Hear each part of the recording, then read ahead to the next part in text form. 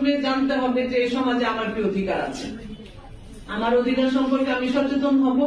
আমি সমাজে যেটা খারাপ দেখবো সেই খারাপটাকে খারাপ বলার সাহস থাকতে হবে, যেটা ভালো দেখবো সেটাকে ভালো বলার সাহস থাকতে হবে। কোথাও একটা অনিয়ম দেখে, কোথাও একটা বিশৃঙ্খলা দেখে আমি যদি পাশ ফিরে চলে যাই তাহলে সবাই চলে যাবে। আমি যদি দাঁড়াই দেন আমার পাশে আরো অনেকে দাঁড়াবে, তাই তো। তো এইটা একটা সময় ছিল যে এই সাহসটা আমরা করতে চাইতাম না। কেন? যে আমি যখন দাঁড়াবো তখন দেখতাম যে আমার পাশে আর কেউ নাই, সবাই চলে গেছে। কিন্তু এখন কিন্তু সিচুয়েশন ভিন্ন। এখন সিচুয়েশন হচ্ছে তোমরা যদি কেউ সাহস করে দাঁড়াও, দেখবা মুহূর্তের মধ্যে তোমাদের চারপাশে অনেকেই দাঁড়িয়ে গেছে। তো আমাদের সেই সাহসটা কি এখন আছে?